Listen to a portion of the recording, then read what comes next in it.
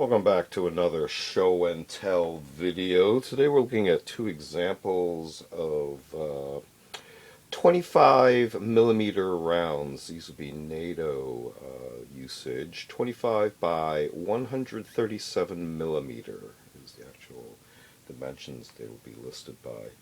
And these have multiple uses, typically in autocannon, as anti-aircraft, anti-materiel, for use against light armored vehicles, watercraft, against artillery, self-propelled guns,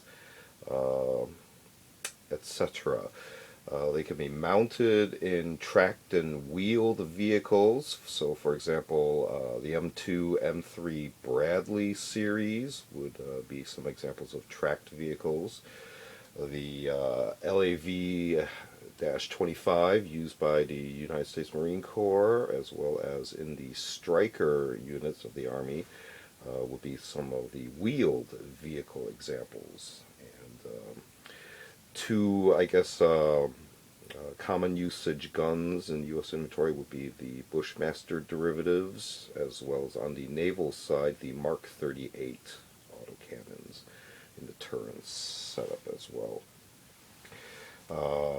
Other uses can be in rotary winged aircraft, such as helicopter and helicopter gunships, as well as fixed wing and perhaps also the transitional wing aircraft. So that includes even modern day stuff like current F-35s using the GAL-22 platform, as well as gunships like the AC-130 series using, I believe, the GAL-12, and even some of the legacy AC-119. I'm not sure if both the G and K models had a couple of these used in a select number of tail numbers, but those are some examples of how a gun using this size of projectile would be employed. So let's go ahead and actually take a look at this dimensionally. Total length of this is about just over 8.5 inches from base to tip of this particular representation of the projectile. I do believe these are hard plastic, but they are not actually metal, although they are extremely hard plastic, as you can see here from the impact. But you can see also there is some wear on this one, probably from storage and actually usage, versus this one, which is a very sharp tip on it. These have been, I guess, stuffed back into used casings. You can see this one actually has some sort of marking paint on it, as well as kind of a faded serial lot number on the side. This one, on the other hand, does not seem to have any of that visible, or may have already rubbed off. You can actually see a pressure marking, probably where it went through the belt and feed ramp mechanism through the chute into whatever platform it was used. It's definitely left marks on the casing. The casing itself, I do believe these are actually steel. Yep, we do have magnetic response. Primer is brass. You can see the primers there. These have this one actually has a more clear seal than this one does. That one seems to be obscured by dirt and dust. You see the size of the rim there, recessed, as well as the bottleneck shape. So let's do some size comparisons. Let's start off with, of course, the common 22 long rifle.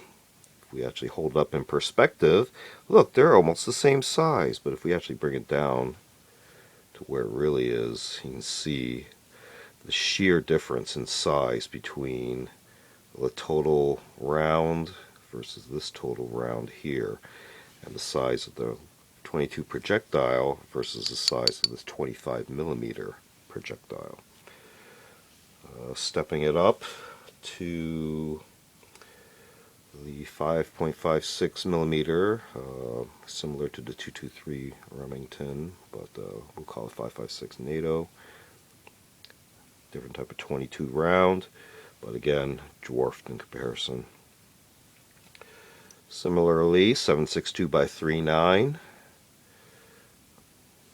not even close. What we got here handy? Got a 7.62 by 51 n.a.t.o, or the 308 Winchester, close analog. Again, very small in comparison to the size of the just the projectile portion, which is going to be recessed past this bottle neck right here as well, but there'll be a space beyond the shoulder where the actual powder storage is in the round. Here we have a 7.62 by 54 rimmed. Again, very small in comparison. And here we have a 30-06, longer than this one, but just about the same length as the exposed projectile. These aren't loose either, otherwise I'd try to wiggle one out. So let's move up to some of the larger rounds that we got here. We have a 50 caliber BMG, but as you can see, compared to a 25 millimeter, there's no comparison. So not only do we have a larger mass projectile in reality, you would also, because of the powder charge, you would have a farther trajectory as well beyond the 50 cal. So you can really push this out, but the sheer amount of powder in this and the muzzle energy as well as the kinetic energy imparted upon a target, there is quite a difference. Moving up closer to this, we have the 20 millimeter round that we've covered in a separate video. Feel free to check that out. And you can see it's getting closer diameter wise, but again, the projectiles are still quite different, as well as the casings are quite different in all dimensions. So I actually found a couple separate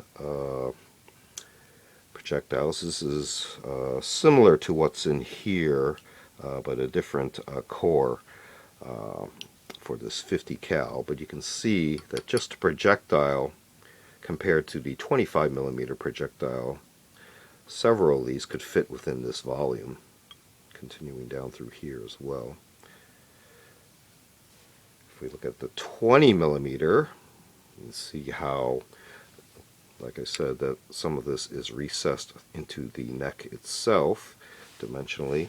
So similarly, starting around here, you can see there is still quite a difference between 25 millimeter and 20 millimeter, the next step down. So taking a quick look at a couple of 25 millimeter rounds. These would be 25 by 137 n.a.t.o standard, so used in typically in autocannon and various vehicle platforms, as well as larger aircraft, ships, etc. So you're going to be needing some sort of vehicle that can actually support the power requirements for the weapons platform utilizing these rounds, because you are going to need a power source, and as well as to be able to handle just the recoil of the weapon as well without shaking apart your mount and vehicle, causing damage as well. So Try and get this in the frame here. Quick look again. Show and tell video. Feel free to check out other show and tell videos on the channel. We also do unboxing videos as well as a selection of book review media reviews and the series called Curious for the Curious. We do some more artsy type objects. Feel free to check all those out. Feel free to like and subscribe. Thanks for watching. See you next time.